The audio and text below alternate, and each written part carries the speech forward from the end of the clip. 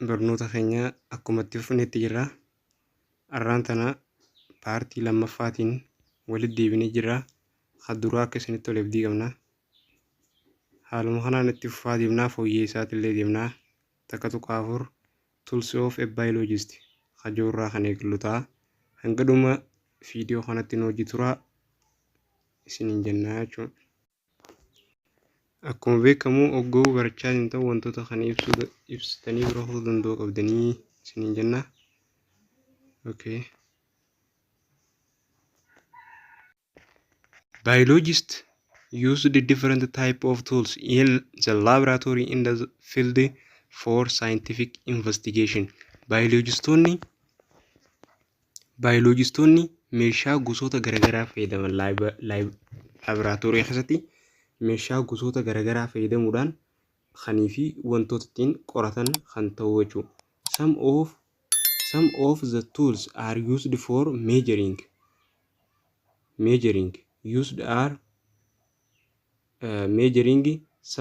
Some are used for observation. Some are used for cultural microorganism. Muraasa meeshaa muraasa isaaniidha kan meejir itti gura kattiin safaran ni jira. Kattiin investigation kattiin ilaalan akka microscopy, culturing microorganism kan jechuun microorganismoota jechuun ilbisoota xixiqqoo ijaan hin mul'anne kattiin horsiisan akka baakteeriyaa, vaayirasii meeshaatti horsiisanii jira. Azalatti kan wajjin ilaallu ta'a jechuudha bal'inaan. Laboratory tools of biologist meeshaa laabiraatoorii keessatti baayolojistoonni itti fayyadaman. Hand lens harkarraa kan eegallu ta'a jechuudha. The most cell can't be seen with the naked eye. Seelota baay'ee jechuun seelota wantoota jechuun seelota animaalii orgaanizimoota ija keenya qullaadhaan arguu hin dandeenyu. Yoo muraasa ta'e malee akka amma killee guchii ija keenya qullaadhaan arguu ni dandeenya. Akkanaa kana fa'aa ija qullaadhaan arguu dandeenya. A hand lens has a higher magnification than our naked eye. Leensi handiin isa kana fakkaata jechuudha. Leensi handi kennuun isa kana jechuudha. Isa kana fayyadamnee ija keenya qullarra higher godhee magnification bal'isee kan agarsiisu jechuudha. Ija keenyarra waan san kan mul'anne san bal'isee nu agarsiisa jechuudha. Laabiraatoorii mana barnootaa keessa yoo jiraate seentanii handaleessi kana yoo jiraate ilaaluu dandeessa. Yoo jiraatu baates qaruuraa yoo akkanatti wantoota akkanaa kana qabaatu baates akkanumatti akkana jiru kana battee jiraachuu danda'a. Fuudhaa laala bal'isee magnification godhee agarsiisa jechuudha. Manzaraan takka takkaas takkatti hojjetamtu ni jirti. Akkasitti ilaalaadha. It is consist of a convex lens fixed within a circular metallic globe. It is attached to a metallic or wooden handle. Maal qaba convexii qaba lensii convexii fi concave jira. Convexii qaba jechuudha. Fixed kate khanii fi circliin isaadha kana baanaa jechuudha. Circliin isa kanaa maali? Metallic globe fi khatti qabatee immoo inni kun metallic yookaan ammoo wooden handle khanii fi harkaan qabatan muka yookaan sibiila ta'uu danda'a jechuudha. The main function of hand lens is to provide an enlarged image of the object placed under. Dalagaan isaadha akkuma reef dubbannetti wanta laaluu barbaanne san bal'isee kan nu agarsiisu jechuudha. Objectii san bal'isee kan nu agarsiisu jechuudha. But hand lens is not sufficient to observe the detail in cell. Inni kun haanutti agarsiisu malee hand lensiin kun haanutti agarsiisu malee maali? Inni wanti inni bal'isee nu agarsiisan gadi fageenyaan seelii san laaluudhaaf ga'aa miti jechuudha. There is need for providing high magnification tools such as microscopy. Isa kanarra immoo gadi fageenyaan jechuudha bal'inaan magnification isa kanarra godhee kan agarsiisu akka microscope jira jechuudha. Microscope isa kanarra bal'isee fooyyeensa isa kanarra qabaa jechuudha microscope. Attention. The important function of microscope is magnification the resolution. Barbaachisummaan dalagaa microscopeedha maali? Bal'isee waan san nu agarsiisu. Resolution ammoo detailii gadi fageenyaan sirriitti dabaasee kan nu agarsiisu resolutionidha jechuudha. Resolutioniin akkasitti kan nu agarsiisu ta'a. Magnification ammoo bal'isee kan nu agarsiisu jechuudha. Magnification is the number of time large an image is than the real size of the object. Magnification hamma bal'isee agarsiisu, hammi bal'isee inni agarsiisu isa jalqabaa sanarra bal'isee kan agarsiisu, isa jalqabaa sanarra bal'isee guddisee akka nuti arguu dandeenyutti kan agarsiisu maal jennaani magnification. Resolution ammoo can be defined as the ability to distinguish between two separate points. Pointii lamatti adda baasee resolution gadi fageenyaan detailii adda baasu maal jennaani distinguish ka godhu resolutionidha jechuudha. Resolution fi magnification akka haruma kanaan garaagarummaa isallee qabatanii microscope ilaallaa jechuudha maantana. Microscope isa kana jechuudha microscope. One of the most important tools of the biologist is a microscope. Meeshaan barbaachisaan hatee biologistoonni hatti fayyadaman keessaa inni tokko barbaachisaan eenyu microscope jechuudha.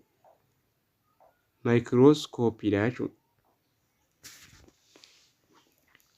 A microscope is an instrument used to study objects that are too small to be seen with naked eye. Microscope kun meeshaa microscope kun meeshaa ija keenyaan wanta xiqqaa ta'e ija keenya qullaadhaan hin mul'anne adda baasee kan nu agarsiisu microscope jechuudha. Microscope jechuudha. The microscope magnifies the image of a small object, making them visible to the human eye. Microscope wantoota bal'isee guddisee image san kan nu agarsiisu, image xiqqaa san kan nu agarsiisu akka ija ilma namaatti mul'atutti adda baasee kan agarsiisu microscope. For example of microscope. Fakkeenya microscope. Microscope are used to observe the shape of bacteria, fungus, in the parasite jechuudha. Microscopein fakkeenya microscope hatee keessaa microscope fayyadamnu maaliif agarsiisuudhaaf shape bacteria, fungus, parasite. Bacteria fungus beektan parasite illee maxxantuu dhibee maxxantuudha. Of danda'ee dhaabbachuu hin dandeenye jechuudha. Parasite kanneen akka vaayirasii fa'aa parasite jechuudha. Kanii fi host cell malee jiraachuu hin dandeenye jechuudha. There are several kinds of microscope. The major microscope, light microscope, in the electron microscope, a light microscope is called light microscope because gosoonni lamaan light microscope fi electron microscope. Light microscope nammoo light microscope jedhamee yaamama. Sababni isaatillee beam light fayyadameeti iddattuu sanirratti view godhu agarsiisuu danda'a jechuudha waan sana. Specimen irratti agarsiisuu danda'a jechuudha. There are two type of light microscope. Light microscope gosoota lamaatu jira. Simple light microscope consists of a single lens. Light microscope simple light microscope fi compound light microscope jira. Gosoonni lamaan light microscope dha. Light microscope ammoo lensii takka qabaachuu lensii takka. Compound microscope lensii lamaa fi isaa ol ka qabu lensii lamaa yookaan ammoo isaa ol ka qabu jechuudha. Lensii gilaasii isaa ol ka qabu jechuudha. Okay. Key termii kana laalla. Microscope, an instrument used to observe and study objects that are too small to be seen by the naked eye. Maayikirooskooppii jechuun meeshaa fayyadamnee wantoota ittiin ilaaluu dandeenyu fi itti qoratuudhaaf objektii tokko qoratuudhaaf itti ilaaluu dandeenyu ija keenya qullaadhaa waan hin argamne waan baay'ee xiqqoo ta'e seelii ta'uu danda'a. Seelillee xiqqoo ta'e kan hin mul'anne ijaan isa san ilaaluudhaaf maayikirooskooppii nu barbaachisa. Maayikirooskooppiin meeshaa ilaaluu fi qorachuudhaaf nu fayyadu jechuudha. It is magnifies the image of small object. Objektii xiqqaa tokko waan xiqqaa tokko magnify godhee kan image san nutti mul'isuu danda'u maayikirooskooppiidha jechuudha. Light microscope. The microscope use a beam of light to view specimen. Kan agarsiisu ilaal light microscopein waan san agarsiisuudhaaf light fayyadama. Electron microscopein the microscope use a beam of electron. Beam electron fayyadama because instead of a beam of light. Boota beam of light electron microscope san inni beam of electron fayyadamaa jechuudha. Electromagnetis boota electromagnetii sana immoo gilaas leensii fayyadama. Eenyu electromicroscopein akka garaagarummaa qabadhaan. To enlarge the image of an object. Image san guddisee argamuudhaaf electromicroscopein beam of light fayyadama. Light microscopein beam of light fayyadama. Electronin immoo beam of electron fayyadama. Light microscopein gilaasii fayyadama. Electron microscopein electromagnetii fayyadamaa jechuudha. Akkasi.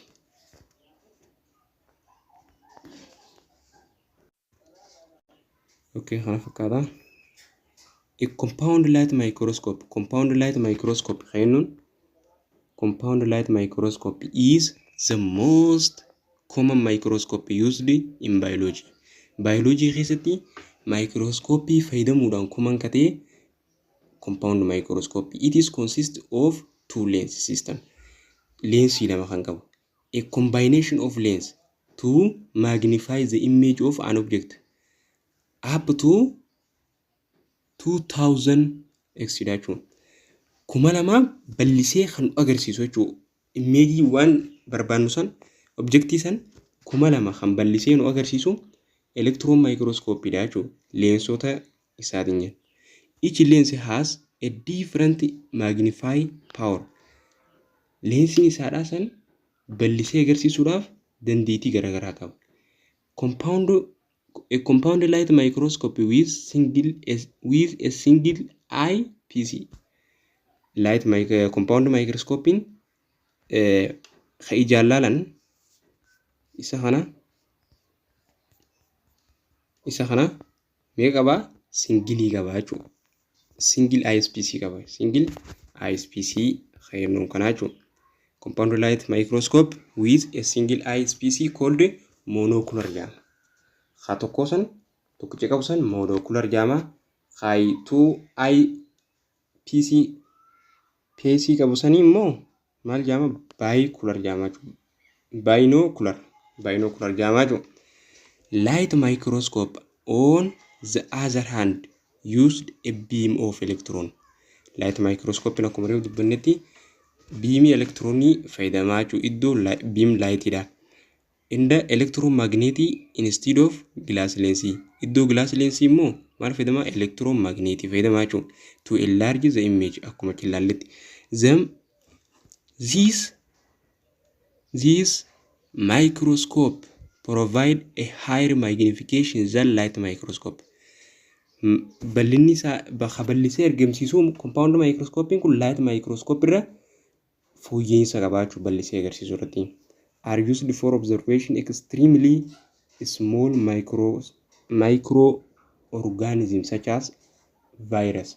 Wantoota xiqqaa ta'an akka microorganismoota akka virusidhaa xiqqoo ta'an maal godhee agarsiisu gadi fageenyaan agarsiisu jechuudha. Okay, glass slide in the cover slip. Isa kana lamaan jechuudha. Isaan kan lamaan. Inni kun glass slide dha. Inni kun ammoo coveridha jechuudha. The microscope's lid are used to support an specimen being examined under the microscope. Kana ka fayyadamuuf slaidii kana ka fayyadamuuf waan agarsiisuu feenisan waan laalu feenisan san gubbarra keenya jechuudha. Under microscope jala keenya isa kana gubbaan keenya san boodarra laallaa jechuudha. Amma fakkeenyaaf seelii biqiltuu tokko laaluu deemnaa jennu seelii biqiltuu sanis kan shunkurtaadhaa. Shunkurtaan beektanii isa xiqqaa gama keessaa gizirraa muran xiqqaa qal'aa akka haphii akka feestaalaa tokko jira san fuutee keessee isa kana gubbarra keessee san booda immoo maayikirooskooppii jala keessee irra laaltaa jechuudha. As gubbarra keessee jechuudha. Maal qola shunkurtaa xiqqaa haphii gama jalaa adii san as gubbarra keessee slaidii kana gubbarra keessee jala keessaa jechuudha. Akka maal ta'uuf ittiin waan san laaluudhaaf nu gargaaraa jechuudha. Inni kunillee cover slipping ammoo are the small square or circle. Square ta'uu danda'a, circle ta'uu danda'a jechuudha. Inni shape isaadha. Thin glass sheet that are used to cover specimen on the glass slide to protect from further addition of any chemical or dirt. And it is also used to protect the microscope and prevent the slide from dirt by looking the moisture. As gubbarra keenya jechuudha. Akka inni maal hin taane akka inni qushaashni irraan bubuune keemikaalonni garagaraadhaa akka isa irratti hin dabalamne irraa eegaa jechuudha.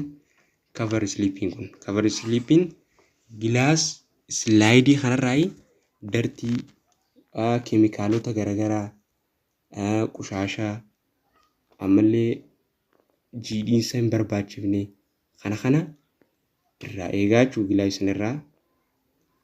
Cover slides provide a better view under the microscope. Cover sliding kun provide better view under microscope jedhatti akka inni sirriitti mul'atuuf mal haala gaarii haala mijeessaa jechuudha. Cover slide provide a better view under microscope jedhatti akka wanni san sirriitti mul'atuuf maal godhaa gahee taphataa jechuudha. Also the tool most closely associated with a biologist is the microscope. Haa ta'u malee meeshonni baay'ee barbaachisaa ta'an baayolojistootaaf fayyadamuu akka maayikirooskooppiidha. Are several common tools used by biologists in laboratory on field. Fayyadamuudhaaf isaan gargaaraa jechuudha. Meeshota garagaraa kan baayolojistoonni fayyadamanii jira jechuudha. Kun hundinuu meeshaa baayolojistoonni itti fayyadamanii wantoota ittiin qoratanidha. Amma bal'inaan kan hunda ilaallu ta'a jechuudha. Autoclave is the equipment used to sterilize or kill microorganisms, different biological samples. An autoclave sterilize contaminated material include cultural media in the bacterial spores by exposing them to higher temperature and higher pressure steam. Autoclaving kun wantoota uwwisuudhaan amma meeshoota tokko temperature olaanaa ta'ee fi pressure olaanaa ta'e keessatti danfisuudhaan yookaan ammoo akka nama bilcheessutti uwwisuudhaan maayikirooorgaanizimoota sana ajjeesuu jechuudha. Fakkeenyaaf saanaa takka fuudhaadhaa qulqulleessuu barbaadan fuutanii bishaan itti neetanii maal gootu yoo bishaan itti naquu baattanis fuutanii waan temperature olaanaa tokko keessanii uwwisuudha jechuudha. As keessa keessanii akkuma asirra mul'atu kana as keessa keessanii tempereechara itti ol kaaftanii jechuudha. Tempereecharri yeroo ol ka'e akka inni itti waa qulqulleessu beektu. Inni walumaa galattuu baakteeriyoolota maayikiroo-orgaanizimoota jechuudha. Baakteeriyaa qofa osoo hin taane maayikiroo-orgaanizimoota xixiqqoo kan ijaan hin mul'anne maal godhuudhaaf ajjeesuudhaaf jechuudha. Awutookileeviin kun maal godhuudhaaf tempereechara isaadhaa ol deemuudhaan. Ammallee wantoota contaminated maateriaalota ta'e akka culture media jechuun kan ittiin itti wal horsiifnu san baakteeriyoolotaa fi wantoota kana kan contaminated ta'e san kan faalame san jechuu itti qulqulleessuuf jechuudha. Culturing is the procedure used to grow microorganism in the control environment. Cultural jechuun adeemsa ittiin maayikiroo-orgaanizimoota environment tokko keessatti control godhuudhaan to'achuudhaan maal godhanii ittiin guddisan jechuudha. Culturing, okay, many microorganisms reproduce very quickly. Microorganismoonni baay'een saffisaan wal horan jechuudha. Kanneen akka vaayirasii, baakteeriyaa saffisaan wal horan jechuudha. Culturing of microorganisms also have important function like in medicine, penicillin, in the for food, beverage preparation. Microorganismoonni kun faayidaa baay'ee qaban jechuudha. Gahee baay'ee taphatan. Medisiina keessatti, qoricha keessatti, nyaata keessatti, qopheessuu keessatti gahee guddaa taphatan. Akka dhugaatii weenii, beverage weenii, beer making use culturing large scale as it does in cheese making, biofuel production in the many other endeavors. Kan hunda keessattuu maal qabanii maayikiroo-orgaanizimoonni gahee olaanaa qaban jechuudha. There are many ways of killing microorganisms include chemical,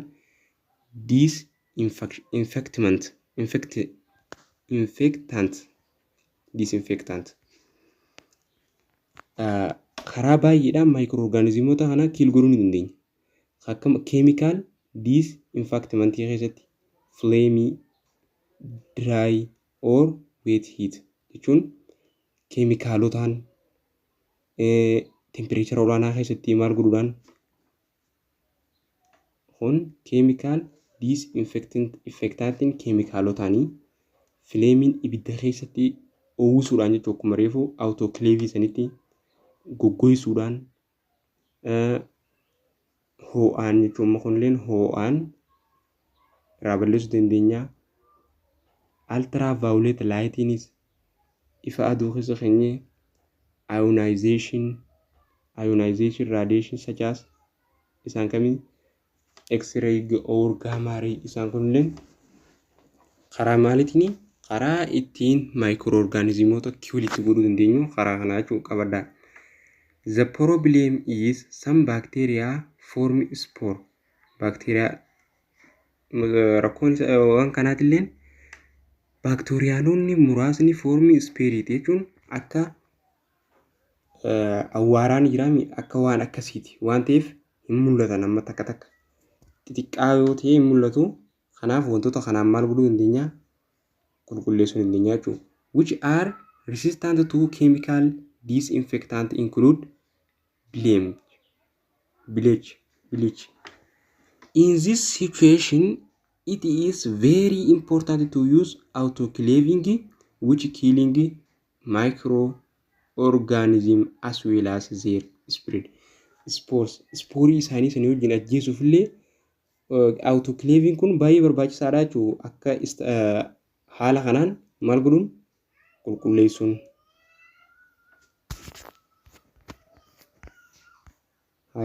Incubatorri maaliif nu fayyada? Incubator is a device used to maintain a specific environment for culturing. Incubatorri immoo meeshaa nuti ittiin naannoo murtaawaa ta'e keessatti ittiin microorganismoota itti horsiisuu dandeenya. An incubator is instrument that maintain the temperature best suited for growing of different type of microorganisms. Microorganismoota garagaraa akka vaayirasii, baakteeriyaa, protozoaa, fangasii midhaan isaan kana horsiisuudhaaf iddoo murtaawaa ta'e keessatti temperature murtaawaa ta'e bareedaa ta'e keessatti guddisuudhaaf kanii fi ittiin horsiisuudhaaf ittiin wal horsiisuudhaaf kan itti fayyadamnu incubator jechuudha. Isa kana nu temperature isaadha. Temperature wantoota ittiin guddisuu barbaanne san temperature isa waliin deemu ta'uu danda'u qabaachuu as keessatti haa ta'uu danda'u as keessatti kan ittiin horsiifnu jechuudha. Petri dish. Petri dish are fillet dish. No isa kana jechuudha. Isaan fillet qabattee ta'edha jechuudha. With matching cover the slight larger diameter. Maal qaba? Larger diameter khatee coverii qabaachuu. Wullee yaani gamana afaan keenyaan akkas. They are available in glass. In the plastic form. Glassiidhaan argamuu danda'a. Plastic ta'uu danda'a.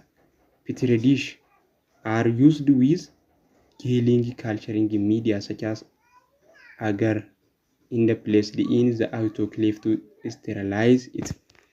Akkasuma dhangala'oo nyaata isaa ta'uu danda'u yookaan ammoo jajjaboo ta'uu danda'a. Nyaata baakteeriyaanota as keessatti tolchuudhaan baakteeriyaanonni akka as keessatti wal horan kan godhuu dandeenyu maal keessatti Petri dish microorganismoota as keessatti horsiisuu dandeenya jechuudha. Nyaata isaanii qopheessuudhaan agarii isaan kana qopheessuudhaan akka isaan as keessatti wal horan gochuu ni dandeenya jechuudha. Culture tubes. Culture tubes are available in huge range of size, shape, material in the zone. Inni kunis range size guddaa ta'e kan qabu, bal'aa ta'e kan qabu, shape materialii akka kanuma kanaafaadha. They are used to culture microorganisms. Kunis akkasumas microorganismoota ittiin horsiisuudhaaf nu gargaara. Culture tubes may be used with solid. As keessatti immoo solididha jechuudha. As keessatti geeling jechuun dhangala'oo as keessatti solidii godhachuu dandeenya jechuudha. Microorganismoota horsiisuudhaaf. Or liquid illee godhuu dandeenya jechuudha. Boros gochuu dandeenya. Culturing media in the zone placed in autoclave. Autoclave for sterilization godhuudhaaf ammoo gizeenii fi sterilization godhuu barbaannee maal fayyadamna? Autoclave fayyadamna jechuudha. Autoclave fayyadamna jechuudha. Sterilization godhuudhaaf yookaan sterilize godhuudhaaf yookaan ammoo balleessuudhaaf jechuudha. Microorganismoota maal fayyadamna? Autoclave horsiisuudhaaf ammoo test tube yookaan ammoo culture tube yookaan ammoo Petri dish incubator wantoota kana fayyadamna jechuudha. Flaskiinis kana fakkaata. Flask is an apparatus having a flat bottom and a long narrow neck. Akkuma asirra mul'atu kana jalli isaadha kana fakkaata jechuudha. Maaliif filaatiidha jechuudha jalli? Inni kun ammoo mormi isaadhaan neekiin isaadhaa kun maali? Qallaa dheeraa qateedha. Eenyu flaskiin? Which allows easy mix of solution without spilling out the content. As keessatti wantoota garagaraa maal godhuu dandeenya? Solution garagaraa qopheessuudhaaf nu fayyada. As keessa bulbuluudhaaf jechuudha. As keessatti bulbuluudhaaf. It is also used to gentile heat the content inside with the gentile swirling motion of the flask. Kana kan godhuu dandeenyu maal godhuudhaan? Solution kana as keessatti qopheessuu dandeenyuudhaan wantoota san achi keessa jiru maal goona? ni raafnaa jechuun ni naanneessina bifa geengotiin akkanatti qabneeti naanneessinaa jechuudha. Isa kana qabneet maal goona naanneessina akkasitti suuta akkas naanneessinee filaaskiidhaan filaaskii kana keessatti naanneessinee maal godhuu dandeenya solution san qopheessuu dandeenya. It is essentially a large volume culture tube that is used only with bronze media in the flask are used to produce large population of organism. As keessatti illee barbaachisaadha jechuun volume kun horsiisuudhaaf. Bronze media jechuun akkuma reef dubbannee wantoota illee horsiisuudhaaf waan qopheessinu jira jechuudha. Jeelii ta'uu danda'a, aggaarii waan akkana kana oomishnee achi keessatti itti horsiisuu illee dandeenya jechuudha. Large population kan hedduu ta'e eenyu microorganismoota. They are available in variety of shape and size. Isaan kun sheepotaa fi saayizii hamma jechuudha garagaraa qabaachuu danda'an jechuudha.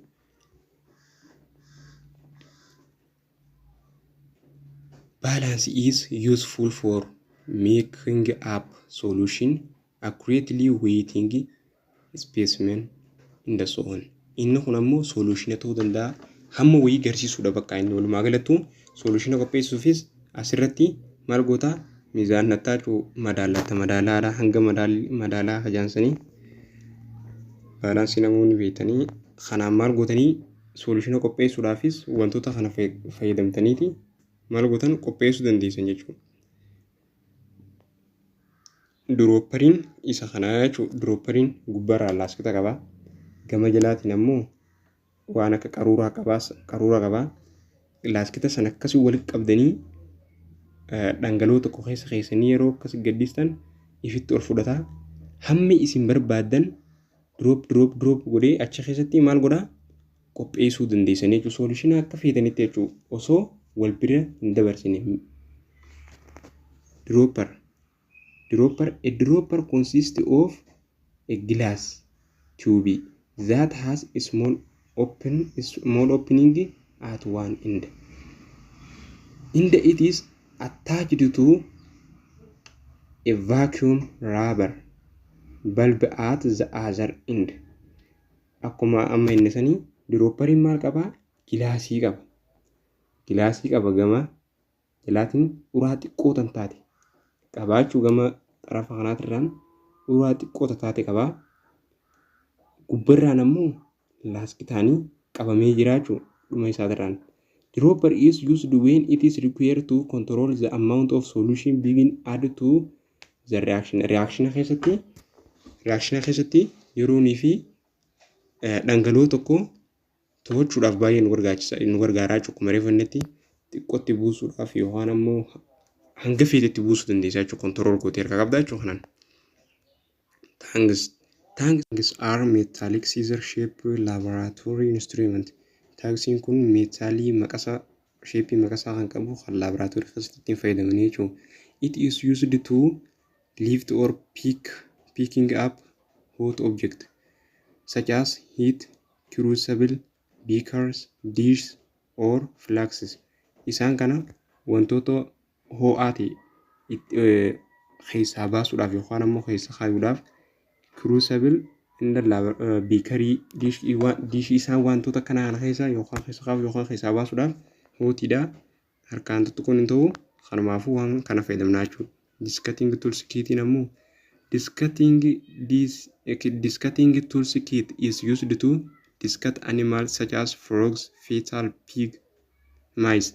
Isaan kana kun ammoo meeshaa animaalota qaama isaaniidhaa ittiin mummuruudhaaf itti fayyadamna. Animaalota frogs, fetal pig, mice isaan kana ittiin mummuruu jechuudha. It consists of all the necessary tools required to carry out the process of dissection such as cutters, glove probes, sleeves, surgical scissor. Surgical scissoring yookaan straightii ta'uu danda'a. Akka keessa kanatti yookaan ammoo maal ta'uu danda'a? Curvedha jechuun meeshaan kun.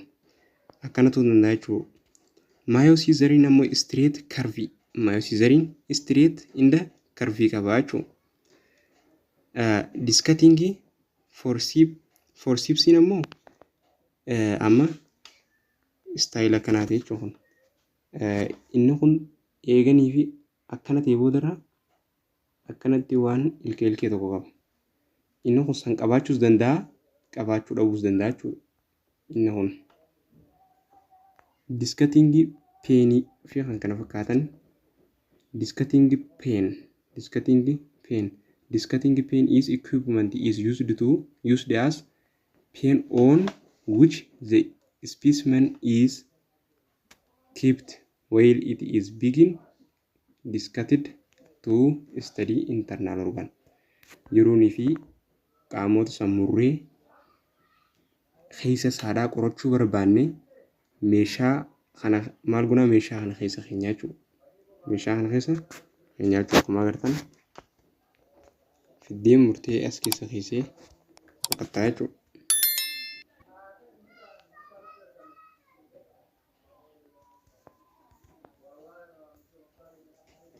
Okay. Crucible is a small container made up of ceramic or metal, which is able to withstand high temperature and therefore it is generally used to melting element. Inni kun akkuma agartan kana isa kana yookaan seeraamikii ta'uu danda'a yookaan ammoo sibiila irraa kan hojjetame ta'uu danda'a.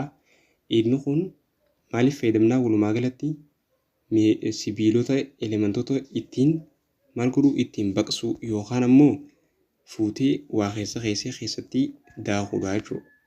Akkanatti kunni jira laaboraatoorii mana barnootaa ilaaluu dandeessan jechuudha.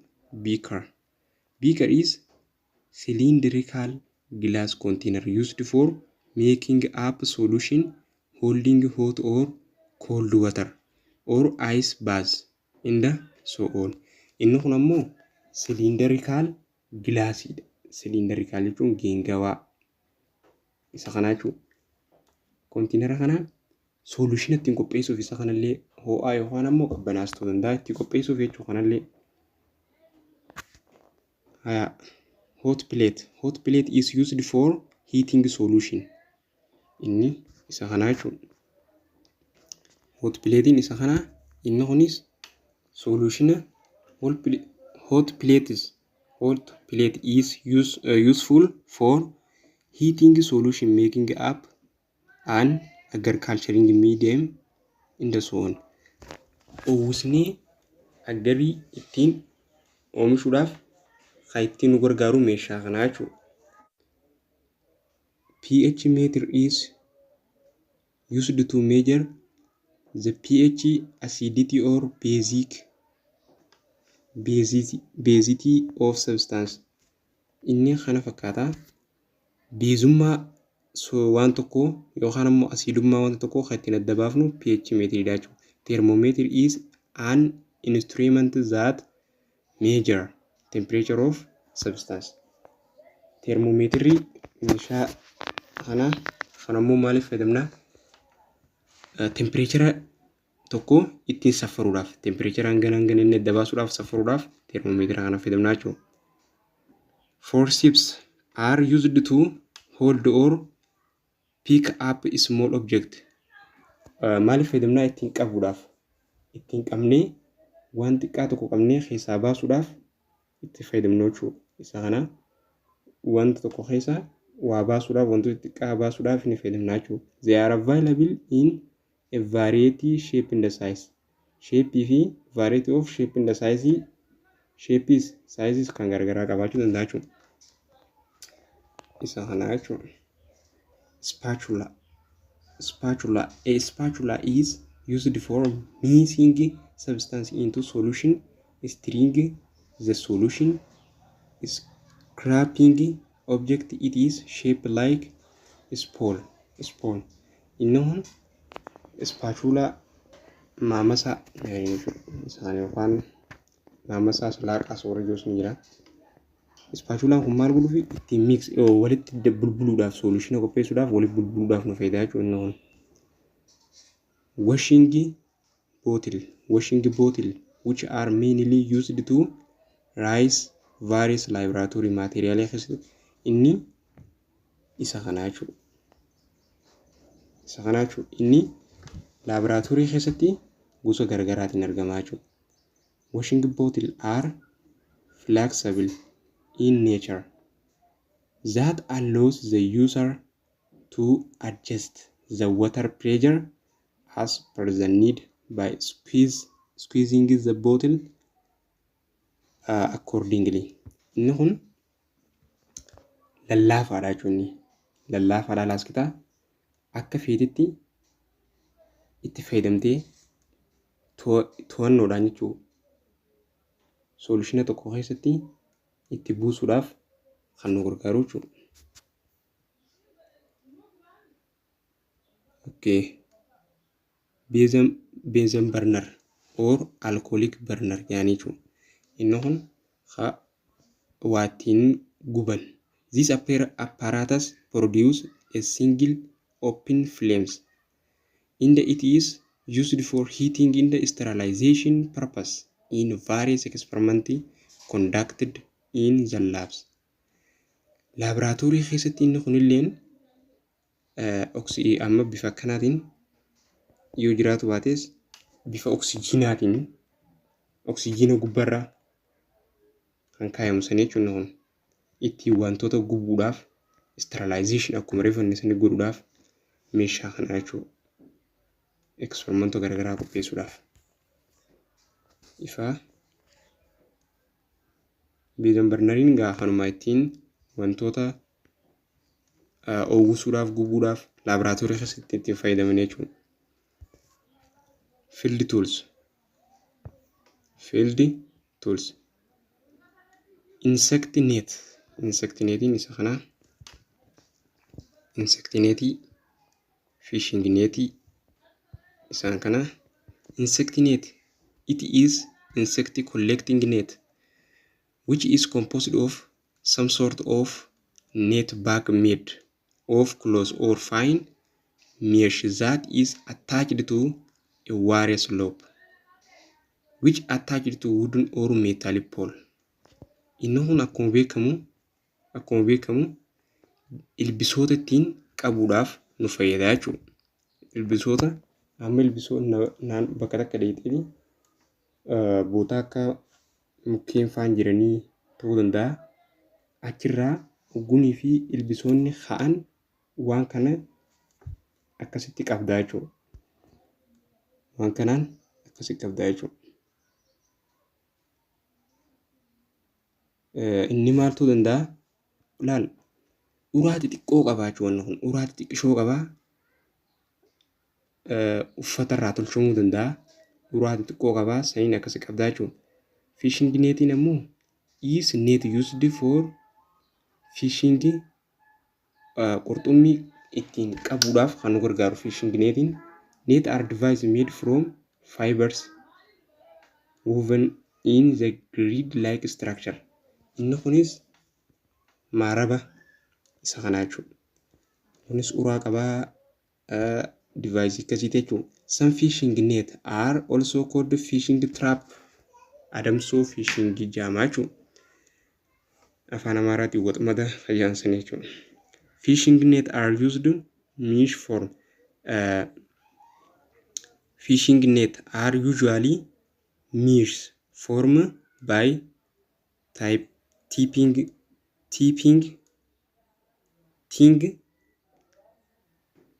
relating teen spread. Mammaramaa xixiqqaa ta'ee fi innilleen akkasuma uruuraa kan qabu. Uruuraan kanaatii fi uruuraan insect netii fi fishing netii wal dabaachuuf kun uruuraan isaa xixiqqaa ta'uu danda'a jechuudha. Maaliif waan ilbisooti qabuuf nu fayyaduudhaaf. Har'aaf asumarra dhaabbannaa barattoonni keenya itti nuuf fufaa kan jirus ni jira. Light microscopy kana yeroo itti aanu kan waliin ilaallu ta'a. Har'aaf asumarra nu ba'a. Akkuma beekamu chaanaala keenya kana chaanaalli humna haarawaa subscribe like share godhuudhaan gargaaraadha. Komentii teessanis ilaaltanii akka cal jenne komentii yoo qonniten gaariidha jennaa nagaan tura.